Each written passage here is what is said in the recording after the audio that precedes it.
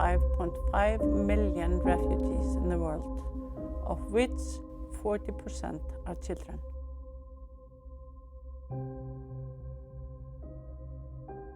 The fact is that low and medium income countries provide shelter for 76% of the entire world's refugee population, despite having the least resources. We believe that we are one planet, we are one home, we are one race. So together, we are one.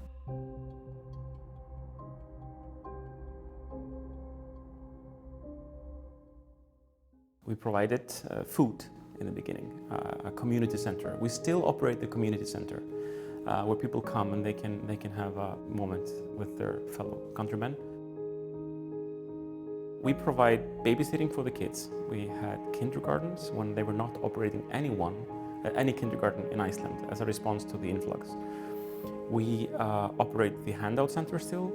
We operated and still operate medical services because every single Ukrainian-speaking doctor in Iceland, myself included, is participating in helping. Within the community center, we also operate free lessons and tutorials on a weekly basis, English.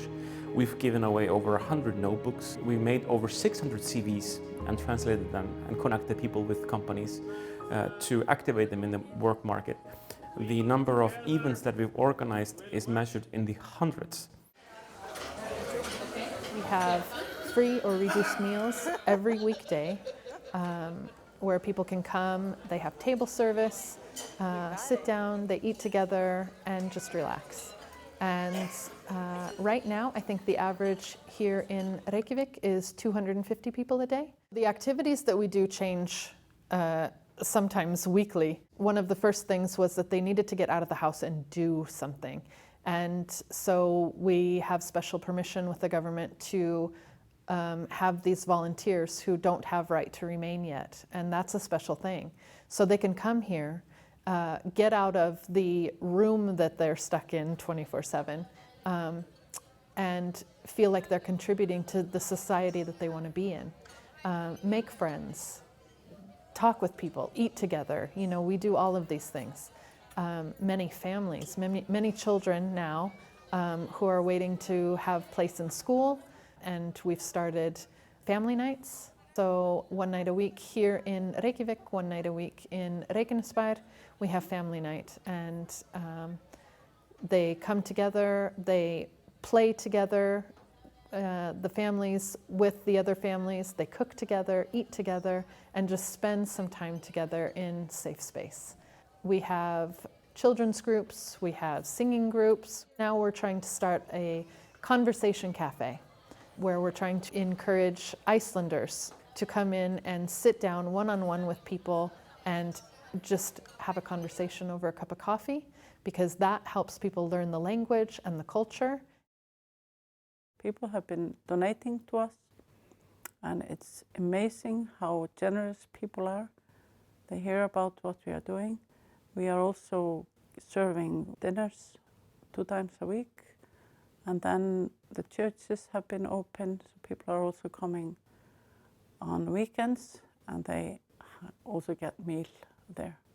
They also have programs for the kids 2 times or 3 times a week. We've been teaching both Icelandic and English. They're having all kinds of crafts and games and cinemas, and taking them swimming, taking them on trips.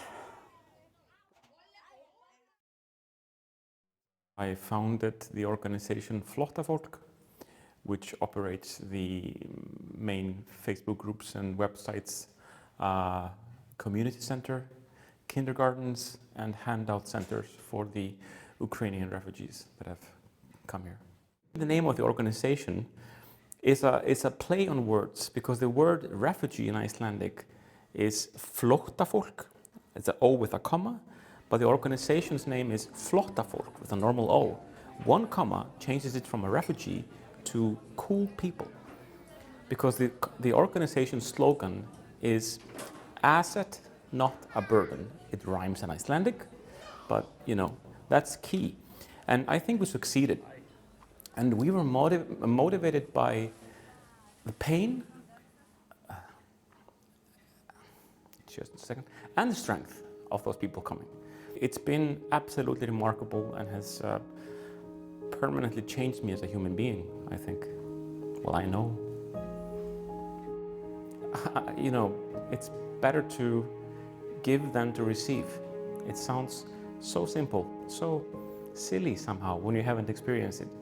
But having found myself in the situation, it's better to give than to receive. I think that's just what God wants us to do, is to help each other, be there for each other. The number one need is love and acceptance. And that's not so hard to give someone a clap on the shoulder or a hug. Just be there to listen. And they feel they are part of our family.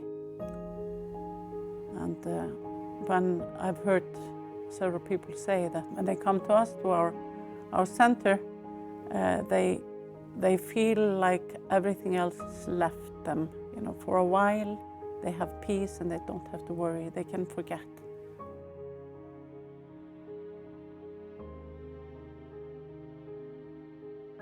One of the first things that we tell our volunteers and our employees is every person that comes through the door, look them in the eye and smile, because it might be the only time that somebody notices them today.